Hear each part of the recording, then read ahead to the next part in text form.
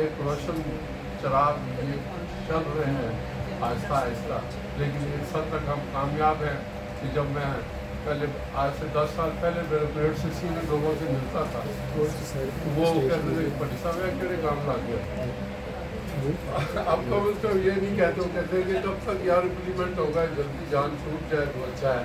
یہ ایک positive sign ہے.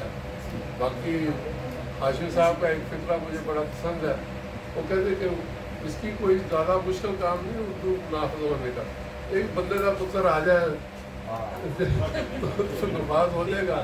تو اب بدقسمتی سے ہم بندے کے پتر کا انتظار کر رہے ہیں. ورنہ کسی ابھی میں ہر ایجوکیشن منسٹر سے میں نے میٹنگ کی ہے، ڈیٹیل ڈسکشن کی ہے. ان کے پاس کوئی آرگومنٹ نہیں ہے، کوئی اس کی دفاع کے لیے نہیں ہے، سب مانتے ہیں.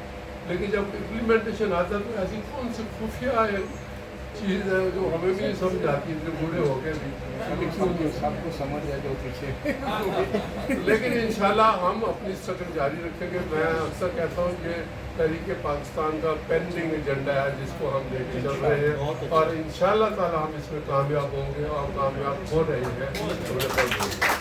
میں ایک بار آپ کو تہ دل سے شکر گزار ہوں، آپ تشریف لائے اور ہمیں عزت بخشی اور ایک قومی ایشو پہ باتیں.